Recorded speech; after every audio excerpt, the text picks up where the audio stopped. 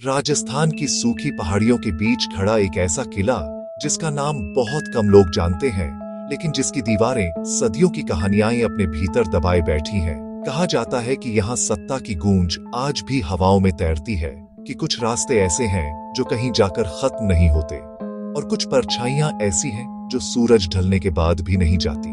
क्या यह सिर्फ कल्पना है, या इतिहास ने जानबूझकर कुछ सच अधूरे छोड़ दिए हैं? नमस्कार दोस्तों, कथा ध्रुवर चैनल में आपका स्वागत है।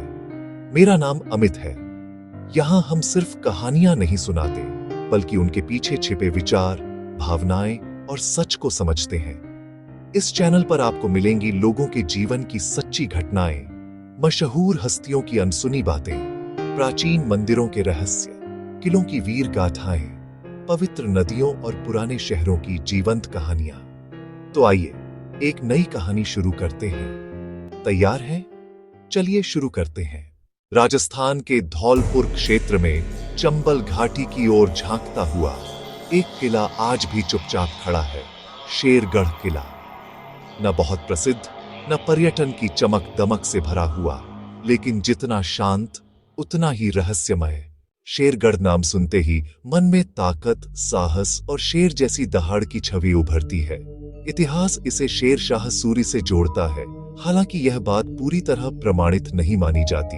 कुछ इतिहासकार मानते हैं कि यह किला उनके शासनकाल में बना, तो कुछ इसे बाद में विकसित किया गया दुर्ग बताते हैं। यहीं से यह समझना जरूरी हो जाता है कि शेरगढ़ से जुड़ी हर बात इतिहास और अनुमान के बीच झूलती रहती है। यह किला किसी राजसी शान के प्रदर्शन के लिए नहीं बना था।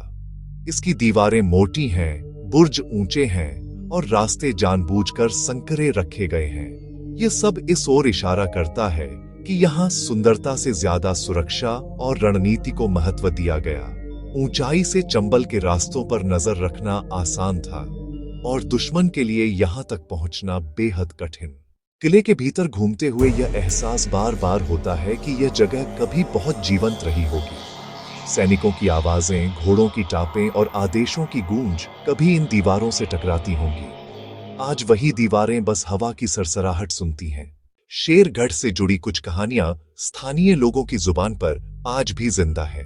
यहाँ यह बताना जरूरी है कि ये बातें ऐतिहासिक दस्तावेजों से नहीं, बल्कि लोक कथाओं और पीढ़ियों से चली आ रही मान्यताओं से आती हैं। कुछ लोग मानते हैं कि किले के कुछ हिस्सों में रात के समय अजीब सी बेचैनी महसूस होती है। कुछ का कहना है कि यह उन सैनिकों की आत्माओं का असर है जो सत्ता संघर्ष का शिकार बने। शेरशाह सूरी की अचानक हुई मृत्यु को लेकर भी कई तरह की बातें कही जाती हैं।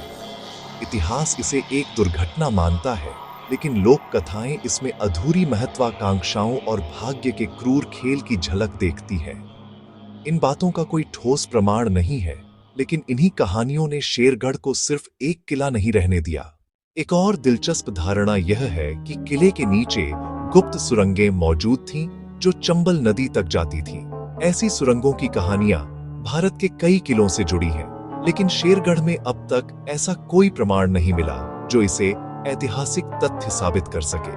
फिर भी जब आप इसके अंधेरे रास्तों से गुजरते हैं तो कल्पना खुद ब खुद आकार लेने लगती है। आज शेरगढ़ किला खंडहर बन चुका है, लेकिन यह खंडहर कमजोरी का नहीं, समय की सच्चाई का प्रतीक है। यह हमें याद दिलाता है कि सत्ता स्थायी नहीं होती, और इतिहास अक्सर शोर मचाने वालों को नहीं, चुपचाप सहने वालों को ज्यादा जानता है। शायद इसी वजह से शेरगढ़ किला देखने के बाद मन में डर नहीं, बल्कि एक गहरी उदासी और सम्मान का भाव पैदा होता है। यह जगह सवाल पूछती है, जवाब नहीं थोपती। अगर आपको ऐसी कहानियां पसंद हैं जो सिर्फ मनोरंजन नहीं बल्कि सोचने पर मजबूर करें, तो इस वीडियो को लाइक जरूर करें, इसे शेयर करें और कथा ध्रुवर चैनल को सब्सक्राइब करना न भूलें। आपका साथ हमें इतिहास की ऐसी ही भूली बिसरी कथाएं आप तक पहुंचाने की ताकत देता है। फिर मिलेंगे एक और कहानी के साथ। धन्यवाद।